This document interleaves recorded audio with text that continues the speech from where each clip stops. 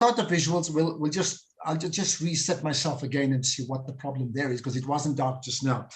So yeah, maybe just visually we can sort that out in a minute, right? Okay, all right. Shall I get cracking then, right? Please do. Okay, perfect, thank you. So let's reflect on where we are. The Solidarity Fund was formed on the 23rd of March, so 1 year ago. And then on the midnight 26th of March, 27th of March, 1 year ago, South Africa went into a lockdown, an unprecedented lockdown. And by and large, we've remained at lockdown at various levels since then. In all that period, the common theme then and now, hashtag unity in action, prevails. And that's the hashtag we're using for today's media briefing. And I'll say something I felt strongly about then, and I still say so even now, that not all of us are COVID infected, but every one of us remain COVID affected. My name is Ashraf Garda, and welcome to one and all to the Solidarity Fund media briefing. This is the first of 4 for this year, this being for Q1.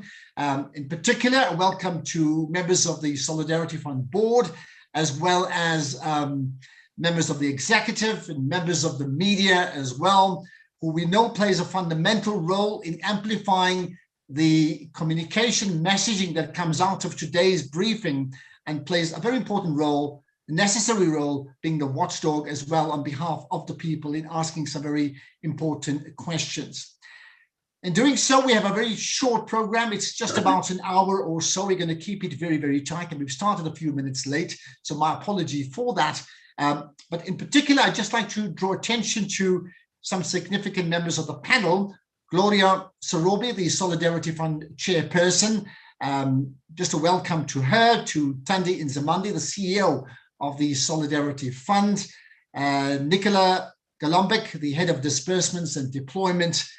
And then Wendy Clow, who's the executive head for behavioral change, part of that pillar, in fact. And then Heidi Eindhoven, who's the vice chairperson of the Solidarity Fund. Now, all of them at some stage or the other will be talking as well. I will, however, in between all of that, and in fact, before the end, for the last 15, 20 minutes, we'll have a Q&A, and members of the media there will be encouraged to ask questions, and you do that via the chat line, so that we'll pick up the important questions in the context of the time that we have available. And we also know that many of the media have asked for one-on-one interviews, and that will come up after the program today on your radio, television, as well as print platforms and other online platforms as well. And you can continue doing that as well, just setting up interviews all of today and tomorrow. So please do that. Okay, let me therefore then move on. So 1 year ago, the Solidarity Fund was formed. What's happened since then? I call upon Gloria Sarobi, the Solidarity Fund chairperson. She will deliver the official welcome and deliver an overview as well in terms of what's happened with the Solidarity Fund so far. Gloria, over to you. Thank you. Thank you very much, Ashraf. Good morning, ladies and gentlemen, and very much welcome. In Johannesburg, it's quite cold. I don't know in the other parts of the country. On the 23rd of March, 2020, President Cyril Ramaphosa formally announced the formation of the Solidarity Fund, which was a rapid response vehicle created to respond to the COVID-19 pandemic in South Africa, and a platform where both South Africans from all walks of life, as well as our international allies, could express their support to fight the pandemic. With the help of our partners, with great support and very touching support from everybody that South Africans happen to know, local and abroad, we managed to touch the lives of all South Africans.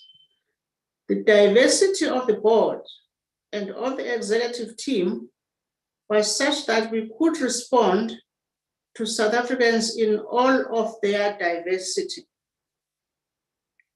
Rural South Africa, for example, which is the area always difficult to penetrate, was dealt with through the partnership with National House of Traditional Leaders and all of their 882 traditional councils. That partnership has made it possible for us to say there is no part of rural South Africa that we have not touched. One of the most touching experiences out of many was a partnership with Transnet, for example, where they converted their Pelopepa Health Train to help as a testing facility for areas difficult to reach. These are just but some of the partnerships that have made it possible for us to be able to say we have been able to reach all of South Africa. I wish, though, I could stand here a year later and say that the battle has been won and that the Solidarity Fund is closing its doors. While the work continues, however, there is a new hope in the form of the vaccinations that are becoming available. Without any other viral treatment, vaccination is by far our greatest hope to manage and contain the pandemic. As an organization set up as additive to the national government's COVID-19 response, the fund is within its mandate strategizing and assisting in the national vaccine rollout program. And we will be talking about our plans to date a little later. Again, just as an example of showing how partnerships can work, Transnet again comes on board. This time, 2 of their existing Pelopepa trains will be fitted with refrigerator wagons to ready them for phase 3 of the vaccine rollout as an interim measure. But even most exciting, they are working on making wagons available, and this will take 3 months from conceptualization to completion. Work has commenced, and it is anticipated will be completed at the beginning of June. Post the vaccine rollout, the trains will be converted to a 3rd Pelopepa train and will provide healthcare services to South Africa's remote and underserviced area. What this example means is that we have not wasted the crisis of COVID. We have used pretty much all the intellectual capacity we can have in the country to deal with the pandemic, but also useful post. Those are legacy programs. But assisting in the vaccine program is by no means our only goal. As we now know, this crisis is a health, is a humanitarian, is a societal crisis.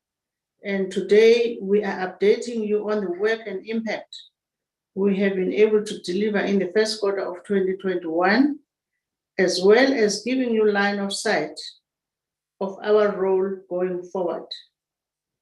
Before we move on though, I would really like to acknowledge the hard work and the incredible initiatives that have been put in place over the last year, not just by my team, over 200 volunteers, the board, but by all our partners, government, the private sector, as well as global and local foundation.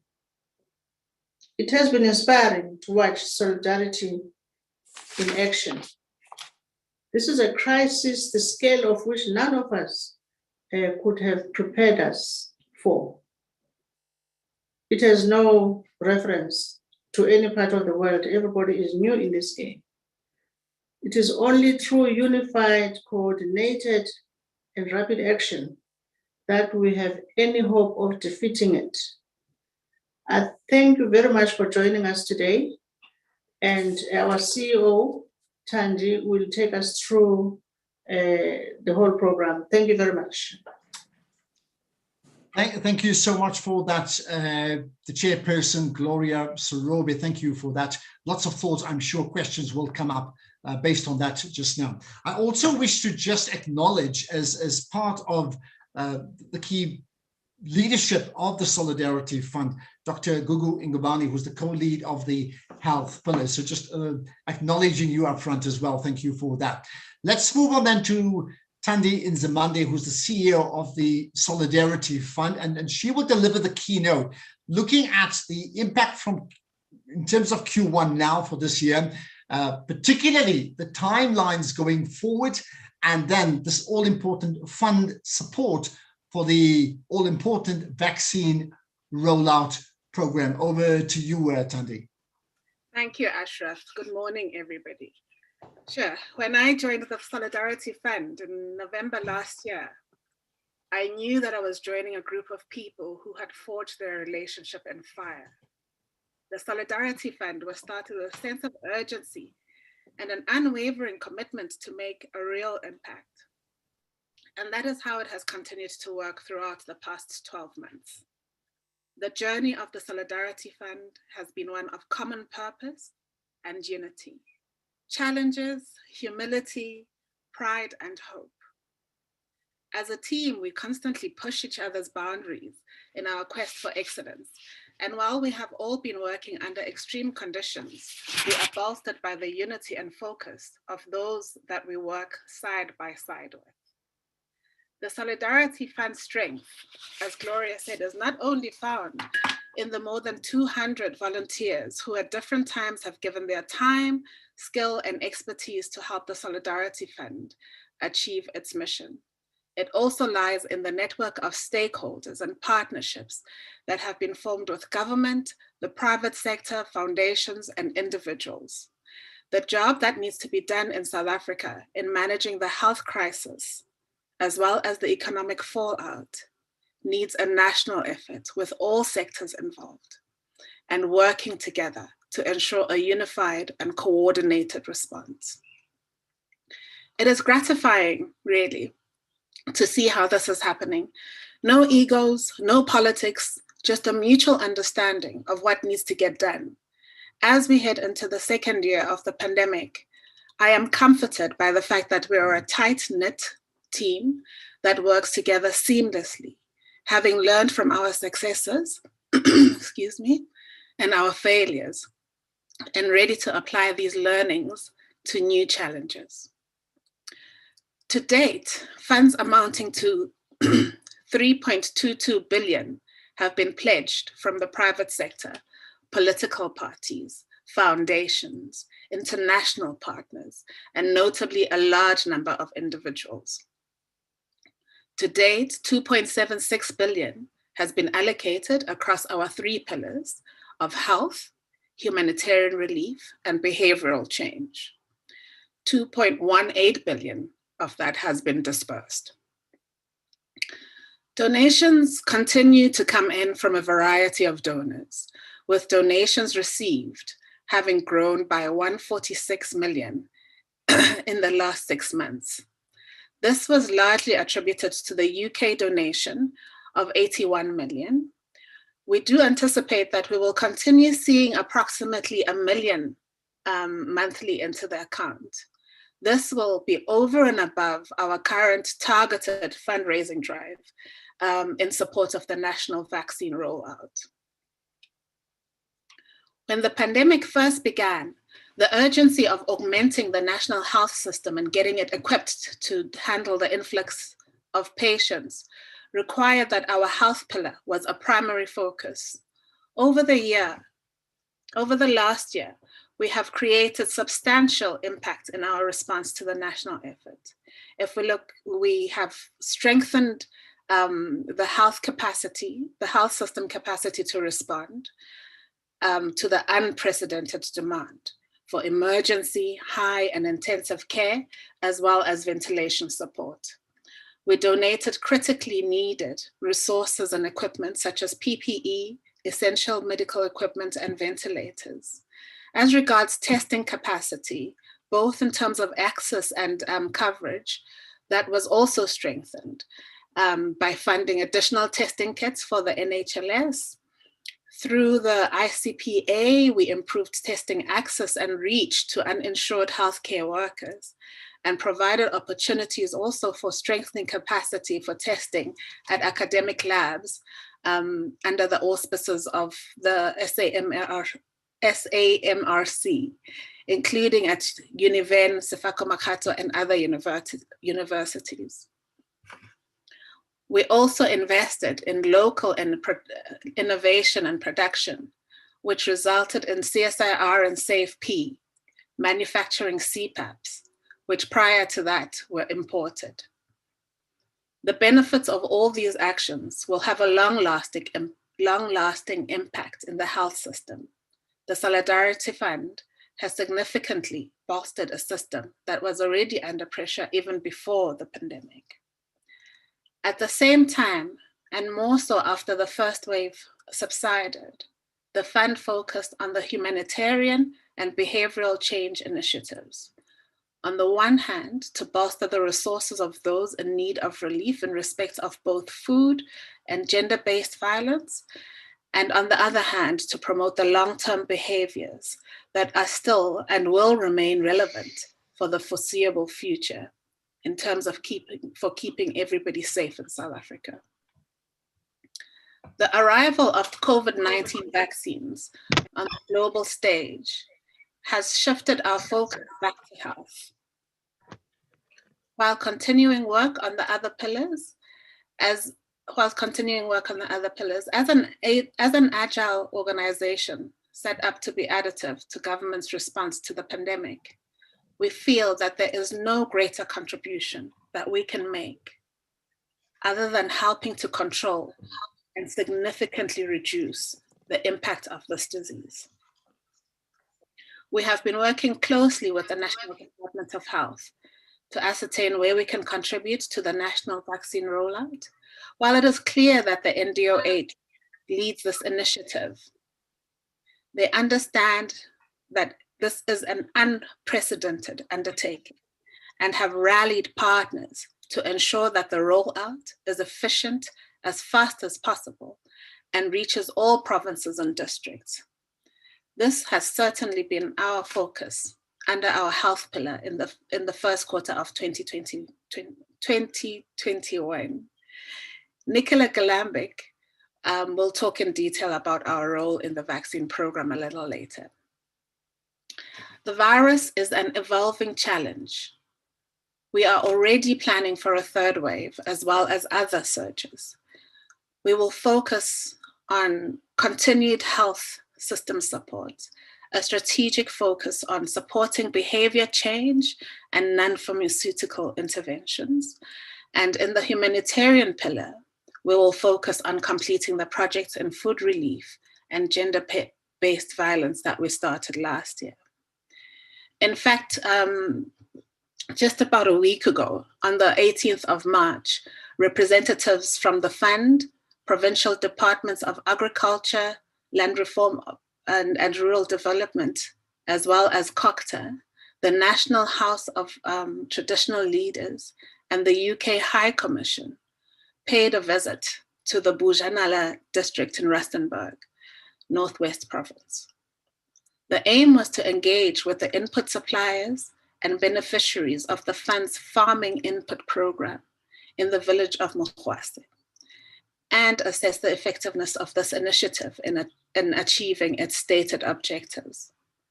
This initiative was aimed at enabling subsistence farmers in 882 traditional councils to purchase key farming inputs with a 2,000 Rand e-voucher, allowing them to continue to produce food for their households. Under the input voucher program, 47,000 beneficiaries across all 9 provinces were targeted to receive e-vouchers as part of the initiative. Since inception in December 2020, over 43,000 beneficiaries have registered and been issued with e-vouchers, and over 60% of the e-vouchers have been redeemed to date. Aside from the farming input vouchers, the fund has also disbursed over 117 million to emergency food relief in the last year and over 78 million in food vouchers. The fund's gender-based violence initiative has so far consisted of 2 phases.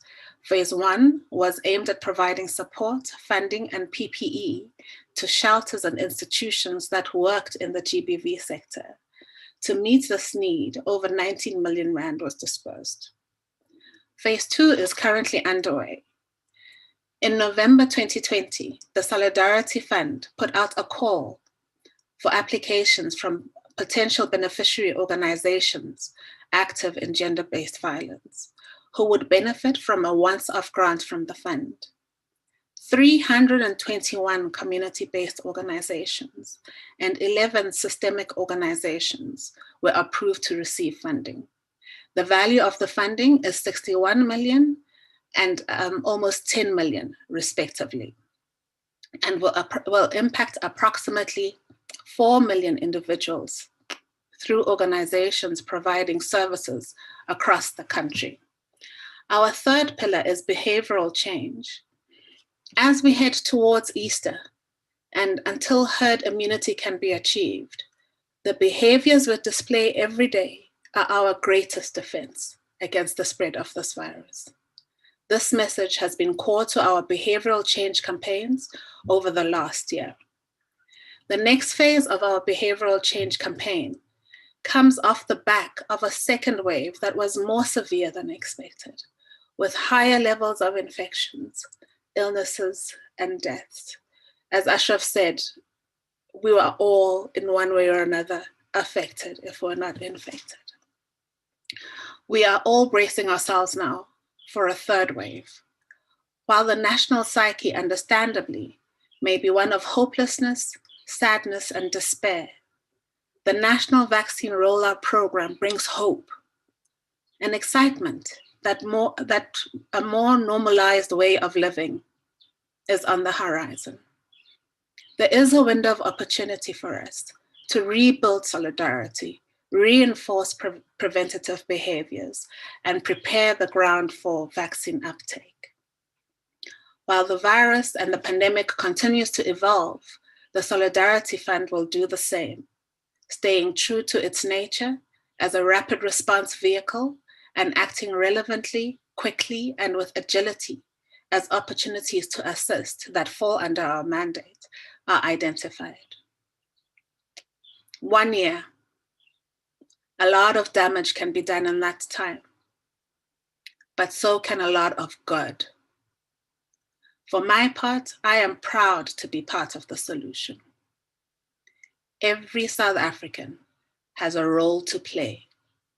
I know we are all tired. We just want this to end and normalcy to return. But we have it in our power to speed up that end. And when we look back on it, be proud of the actions we took, the people we supported, and the love and solidarity that we spread. Thank you, Ashraf. If I can hand over back to you, Ashraf. Thank you for that. And I think, the points you made, like 1 year is so important. Like, so much has happened in 1 year, so much we've learned, so much we still need to continue to learn. And I don't think both from government to other stakeholders and even to the Solidarity Fund, that we all have actually the right answers. I mean, I think of it literally as we all are in the same boat, and we're battling to develop the type of cohesion needed to get to the shore safely. And I think we pray on behalf of everybody, I'm sure, that will happen sooner rather than later. So Thandi Nzimande, the CEO, thank you for your address. Right. Let's move on then to Nicola Galambek, who's the head of disbursements and deployment, and she will talk about the role of the fund with particular reference to the mass vaccine rollout program. Now the mass vaccine rollout program, I think we all know, beyond the first year and the first wave and the second wave, is now the number one question on everybody's lips and valid concerns around that. So Nicola, over to you. Thank you, Ashraf, and good morning, everybody. I think, as has already been indicated, an accelerated large-scale vaccine program has to happen and succeed in this year, the year that we are in. and it has to happen very fast.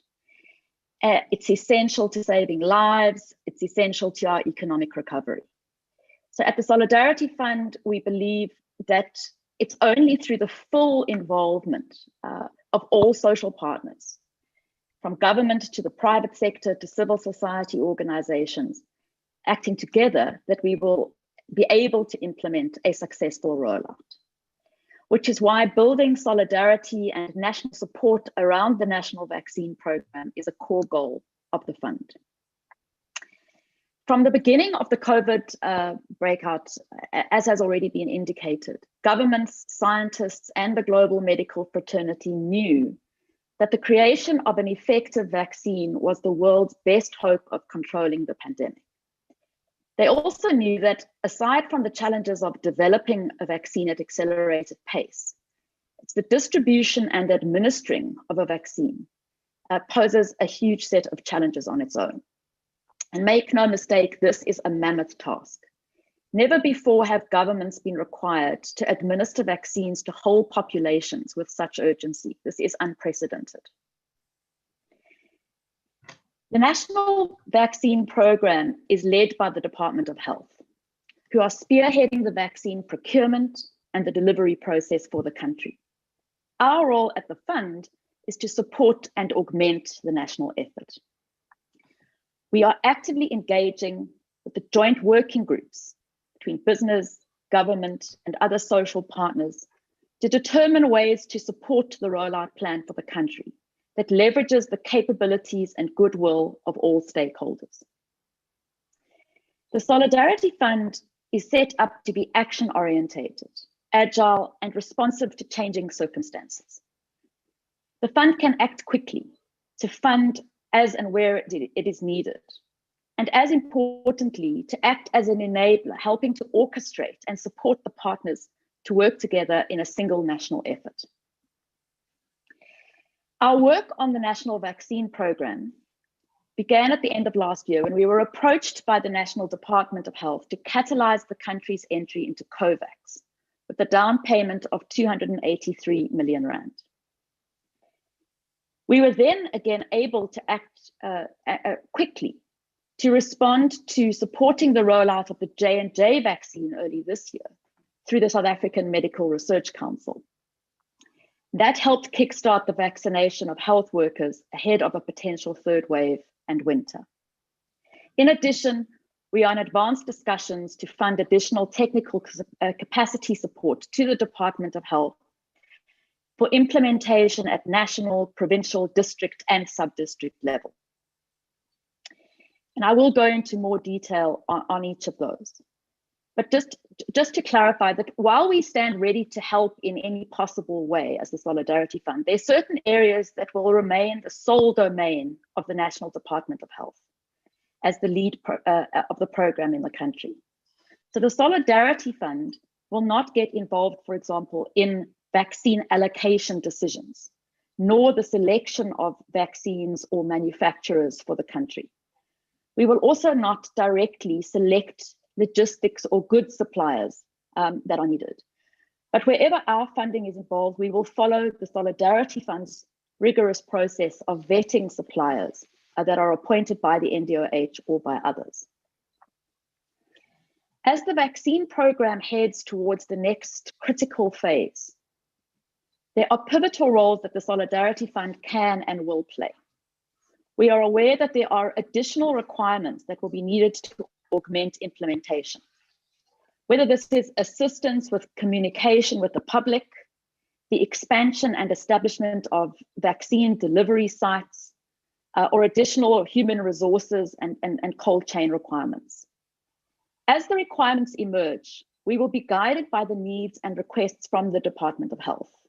But as always, we will apply the fund's own rigorous assessment and due diligence processes to these requests and ensure that the requests are in line with our mandate, that they are catalytic and have the maximum impact. And we'll ensure proper vetting and governance processes and ensure that the organizations and suppliers are suitably positioned to provide success. Now, to go into to provide a little more detail on the programs we're involved in. On the 11th of February, the fund received a request from the Director General of Health to contribute 50 million rand towards an implementation study on the Johnson & Johnson vaccine to be conducted by the South African Medical Research Council. The Sisonke program, meaning together, is aimed at administering J&J vaccine doses to 500,000 healthcare workers and to monitoring for any adverse effects. In supporting this, the fund joins other donors in solidarity, including the Department of Health, who have contributed to the overall budget of just over 300 million rand. Johnson & Johnson, for their part, are donating the vaccines valued at 75 million rand. The fund views this implementation study as the best opportunity for South Africa to have got early access to this large number of vaccines and to vaccinate healthcare workers as quickly as possible. It is important to emphasize that the fund's contribution will not be used for the procurement of the vaccines, nor for research-related costs of the project. Rather, our funds are focused on co-funding the operational requirements related to implementing and executing the vaccination of frontline healthcare workers. To date, approximately 200,000 healthcare workers have been vaccinated. With Sisonke having started on the 17th of February and the process of vaccinating healthcare workers well underway, the national and provincial departments of health, together with the private sector, other social partners and ourselves, are currently planning for the next phases of the rollout, aimed to start towards the end of April and early May. The South African government has committed itself to a massive undertaking of vaccinating 40 million South Africans above the age of 18 years, and to complete most of this rollout by the end of 2021, in an effort to reduce severe disease, hospitalization, and deaths, and to reach herd immunity. At the Solidarity Fund, we recognize that the scale and the speed that will be required in this rollout, in a program of this magnitude and at the accelerated pace required, will necessitate capacity and delivery platforms that are over and above the normal system with which the Department of Health operates. This requires solidarity from all corners to meet the demand, working alongside the Department of Health to ensure that it is sufficiently prepared and structured to meet the challenge and to augment its capacity. In particular, there are scarce skill sets required, epidemiological and management capacity, as well as the need for coordinated planning and capacitation for managing implementation at national, provincial, and district levels. And furthermore, it's essential that these skills and delivery capacities are appropriately distributed across the provinces. The NDOH, recognizing the need to mobilize support for this from a variety of stakeholders, made a request to a consortium of donors to fund technical assistance to the national and provincial health departments. The Solidarity Fund is currently in advanced discussions to contribute to this united effort, to capacitate these departments with technical assistance and financial support for additional human resource capacitation to manage the implementation and effective and accelerated national vaccine program rollout. As stated and stressed, an effective rollout needs unified, organized, and determined commitment from stakeholders across the full spectrum of the private sector, government, and civil society. The thing that gives me confidence that we will succeed is that we are seeing that solidarity and coordination in action. The social partners are mobilized and working together and working synergetically, ensuring that efforts aren't duplicated, that funds go where they are needed, and that interventions are rapid, relevant, and make the biggest possible impact.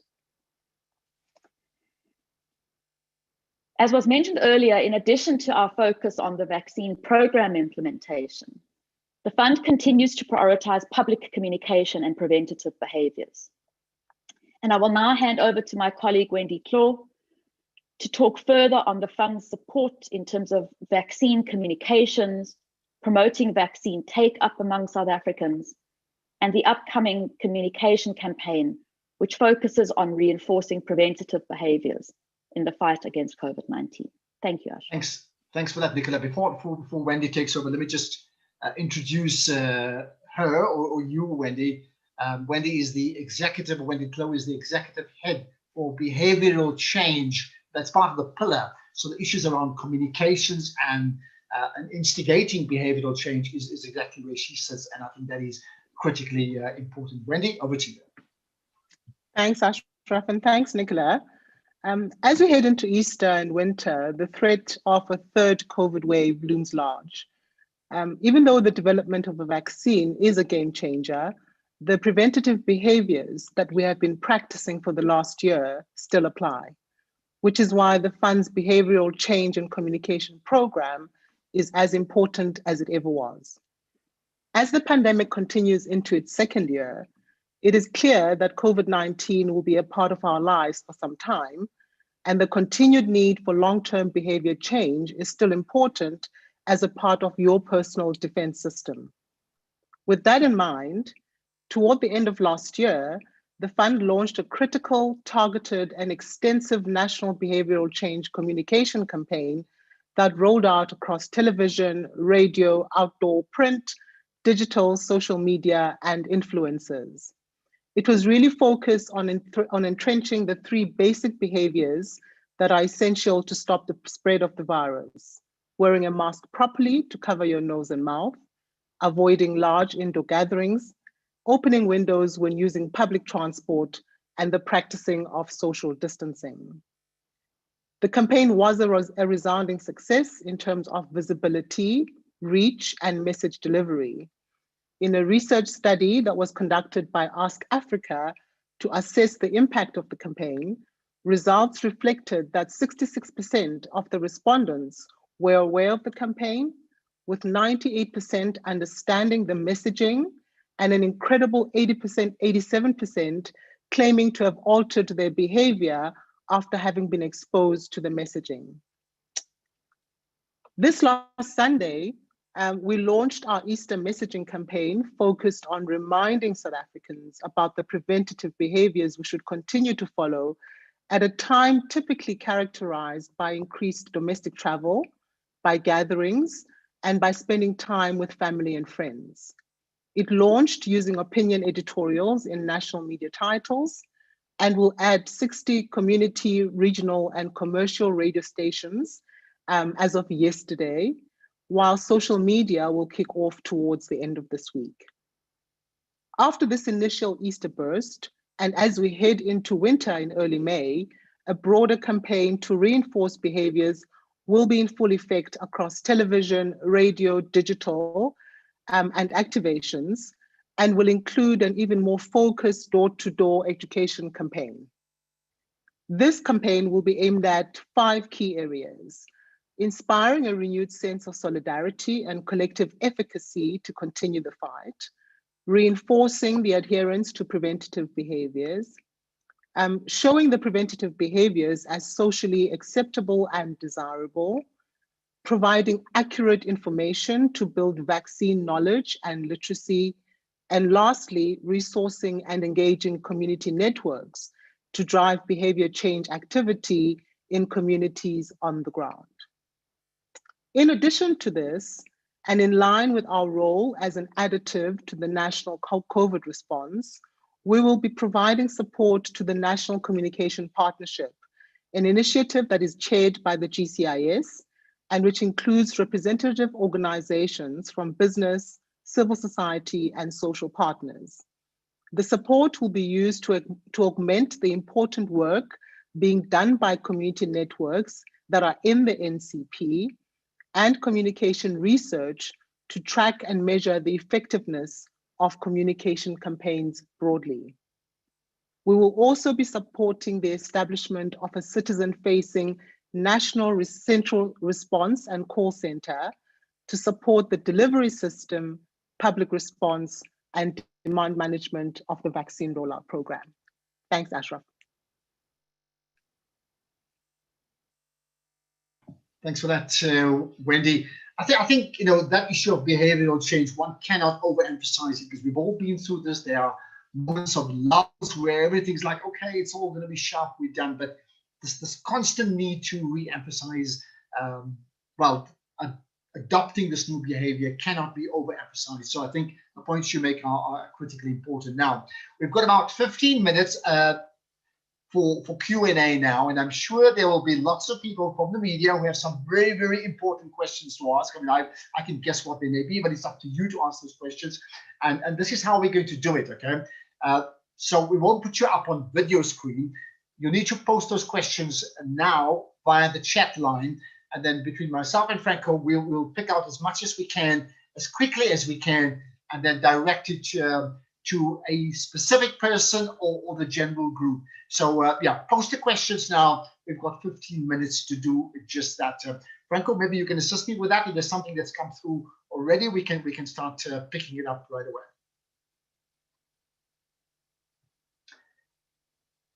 Okay, so we'll check on those in just a moment. Here's a general question that's come through, because there's been talk already around from the Ministerial Advisory Committee making recommendations that we need to shift to level 2 during the Easter period.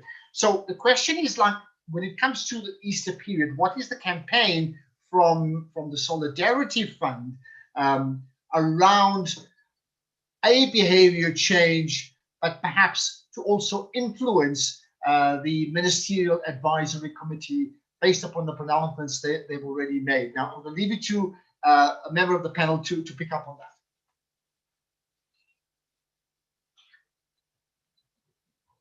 Who wants to go for it? Just raise your hand. I can certainly take the behavioral change element of the question. In terms of that, our participation in the National Communication Partnership actually enables us to engage with a number of key players, whether they be in civil society, in social partners, in business, or in government. So the campaign that we are doing is one that is complementary to other campaigns that are being run by the partners within the National Communication Partnership. Within that, we have representation again and linkages into religious and faith leaders across all denominations. In fact, just yesterday, we presented the draft campaign that we're working on to the Behavior MAC, and it was very well accepted. We'll be partnering with the South African Council of Churches, as well as other religious and faith networks, in order for us to, firstly, I think, collaborate and work together to amplify the message, but secondly, to support the work that they are already doing amongst their communities, and to make sure that that work has got the necessary reach and scale and accessibility to their community, to their particular networks. Okay, and again, there's a couple of anonymous questions, but we'll pick it up. Ideally, identify yourself. Otherwise, I do know others would want to have it as part of one-on-ones later on. But Wendy, just going back to you in terms of this anonymous question that has come through, it's an interesting one based upon the point that Nicola made earlier on, which is to what degree, therefore, in terms of this consultative process rather that takes place with that behavior subcommittee, are you able to actually influence that? We're able to share views. We're able to use the research that we've conducted based on the campaigns that we have run, both from a campaign impact perspective, but certainly as well as research that helps us to understand where the citizenry is at in terms of their attitudes to behavior change. And we input those obviously in the different forums that we participate in. We hope that our participation and our role allows them to then take those into consideration and formulate a position that I think is really about the protection of lives of South Africans, but also bearing in mind that we also have to protect our livelihoods. So our participation, we believe, has an impact. And we believe that impact potentially influences what they then take to government. Okay, any further questions on that? Feel free to ask those questions in the time that we have remaining. Tamara Khan from Business Day has a question directed to Nicola Galambik. So saying, can you provide, and here's the question, can you provide more detail, Nicola, on the financial support the Solidarity Fund is considering providing, let me just get this right, providing to the government on the technical support front for the vaccine rollout. She continues saying, how much money are you talking about? What exactly will it be spent on? And are you being asked to pay for the consultants? So hopefully you got all of that together. Thank you, Ashraf, and thanks for the question, Tamar. So the project that is under consideration has a total budget estimated at 138 million rand, of which we're being asked to contribute 69, with the rest being contributed by a consortium of other donors. Most of the capacity that has been scoped at a provincial and national level to augment program implementation, program monitoring, and the technical management of IT systems, of logistics and cold chain management, as well as the coordination of different social partners and their delivery at a local level. It is envisaged to be structured across the country through additional capacity at a district level, the 52 districts across the country, at a provincial level across the 9 provinces, and at a national level, and to create a coordinating spine for driving and implementing this multi-sector initiative, both through the NDOH's own system and with other social partners. I think it would not be correct to characterize it as paying for consultants, but it is certainly going towards paying for additional human resources that will be recruited and brought in through an open RFP process at a local and national and provincial level, right fitting the human resources to what is required at each of those levels, and creating those teams which will be managed by and through the NDOH. I hope that answers Tamar's question. Okay, if you have any further questions on that, Tamara, you can certainly do so. Mpumzi Zuzile is from the Sunday Times saying, and here's the question, what is the overall amount spent on vaccines by Solidarity, or by the Solidarity Fund? If I have it correctly, is it 283 million rands on COVAX and 50 million rands on the J&J study? Okay, Nicola, you want to pick it up or somebody else? Go ahead. I'm happy to do so. That's accurate to date. I think that it's obviously very early days, and I think that the Solidarity Fund board has already committed to assigning a significant portion of our existing war chest towards the implementation rollout. But we see the majority of our funding being spent as we massify the rollout to the broader citizenry, starting with the most at-risk populations and our elderly as of late April and May. And so I think that, yes, that is accurate to date, but I think we would see ourselves fairly rapidly deploying additional resources over the next period. Okay, thanks for that, Nicola. Here's another one coming from Penelope Mashego from Fin24. And Lady Eindhoven, you can answer this one. South Africa's vaccine rollout appears to be one of the slowest among emerging market economies. What did we do wrong? That's one question. How can we improve is another. Last year, it was talked that South Africa was late in making a payment towards the COVAX initiative. In your understanding, were we late? Question mark. And did this contribute to South Africa being in the back of the line to receive the COVAX vaccines? Lady Eindhoven, go ahead. Thanks, Ashraf. Thanks, Penelope, for your question. So let me start with the COVAX question first. I think the conclusion of our arrangement with COVAX has not impacted at all on where we stand in the kind of COVAX queue, because I think they have a very clear, predefined system for how there's an equitable allocation of vaccines to the countries that have contributed to COVAX. The issue that we have with COVAX is more in relation to the AstraZeneca vaccine availability, and when we will have the availability of a vaccine which is suited to the variant that we have in South Africa. So that is something that, as we understand it, the NDOH is working through with COVAX. But we don't think that the timing of the conclusion of our arrangement with COVAX has impacted on that at all. In relation to the broader issues about when vaccines have been procured and our readiness and where we are relative to other countries, Penelope, I mean, this is really a question for the National Department of Health. I mean, we only became involved in supporting on the vaccine program, towards the end of last year when we were asked to support on the COVAX facility.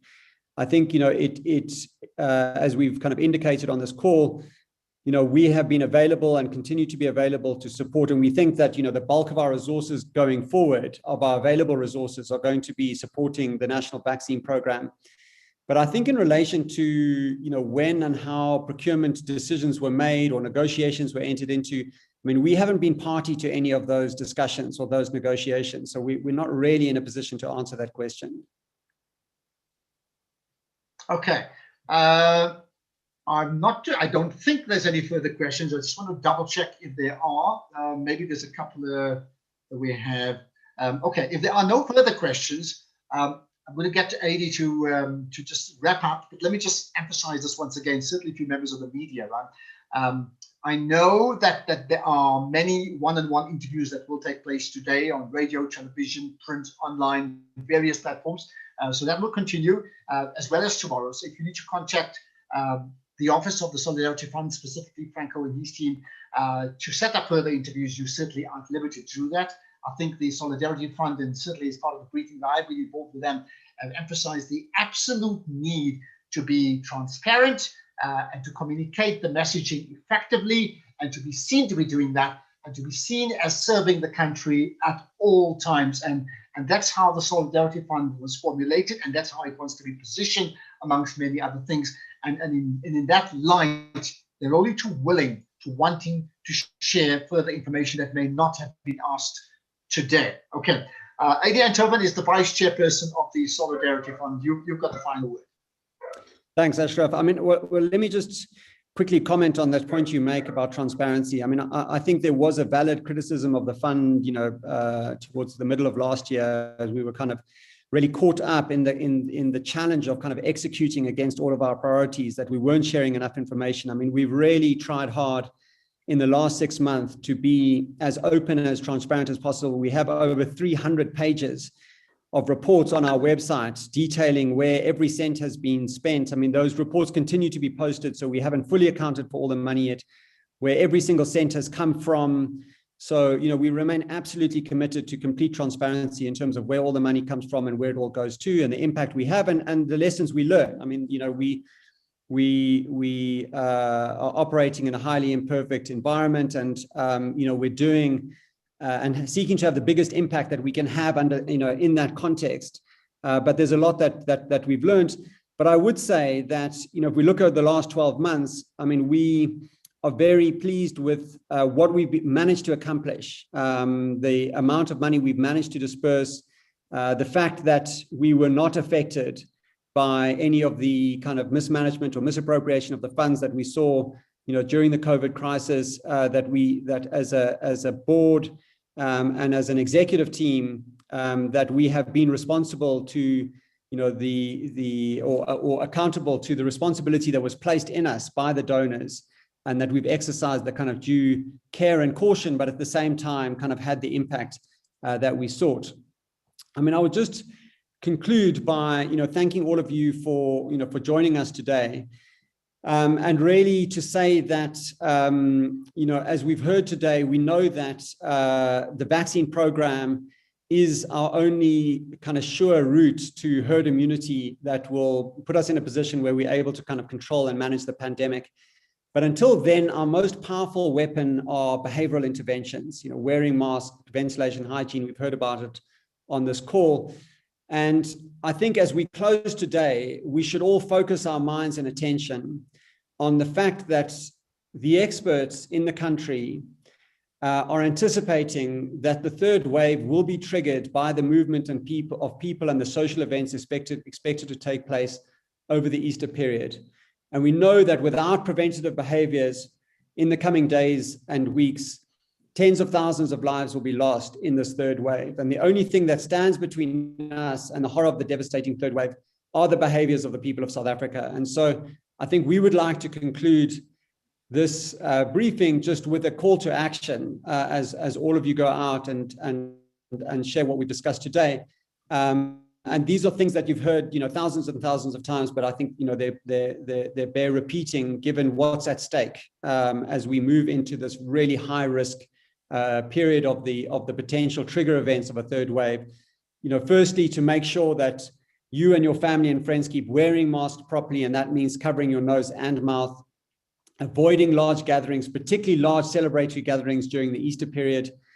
Ventilation, we know, is a critical issue. I think it's been one of the things that has really surfaced as a major cause of transmission during this pandemic. And so particularly in public transport, buses, trains, taxis, Ubers, making sure that windows are open, that there's sufficient movement of air, but also in other spaces where people gather, like restaurants and retail outlets. Ventilation is absolutely critical to ensuring that we manage and try to contain infections. Social distancing remains really important. And finally, obviously, what we all know about hand washing and good hygiene. So it's really important that we just can't stress this enough. I mean, while we are working to roll out and, as the fund to support, the rollout of the mass vaccine program, maintaining these behaviors is going to be absolutely critical to saving lives and hopefully, to keep our economy open. And so we all want to get on with our lives, but we know that this is, a high risk time. So for the sake of your health, the health of your family, your loved ones and community, please keep safe. Thank you. Just before we wrap up, and I want to just take the liberty of asking this question, and maybe either yourself or even Wendy could answer this, right?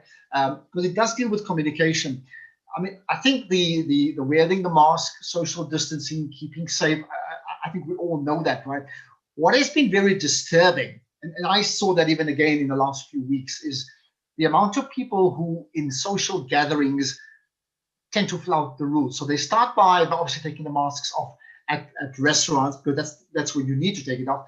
And they not only don't put it back on, but then they spend hours on end, being very close to people. Now, my question, and I think it's come from some of the media as well, what role can the Solidarity Fund play in ensuring that those that do adhere keep those that do not adhere in check? I mean, it's almost a policing that I'm talking about, right? What role does the Solidarity Fund play? What role can it play? Perhaps what role should it play in doing just that? Wendy, I'll leave that question to you. Yeah, I think the role really rests on all of us, right? The Solidarity Fund is South Africa. We are representative of all South Africans and all individuals. So when you say Solidarity Fund, I stretch that and I say the call is on all of us to call each other out. And incidentally, as you mentioned that, I've got a smile on my face because our campaign in December was a little bit controversial in that it was sparking that sort of conversation in a humorous and lighthearted way for us to have the agency to call each other out so that we continue to behave in the appropriate manner. So I think the role that we should play is one of continuing and not tiring of reminding South Africans to do the right thing, but also of reminding ourselves that us as individuals make up communities, and really the agency and the power is within us for us to keep each other honest, to do things even when they don't look fashionable or seem fashionable. So keep on wearing the mask, and let's not relapse because we are in alert level 1 and interpret that to mean that the virus is gone.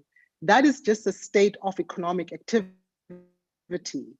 It is not that the virus is gone, and it's really for us to to meet each other and call each other out and continue to behave in the appropriate way. And that's really the role that we should play. We will continue to play, and we will continue beating that drum until everybody it becomes habit for everyone to do that.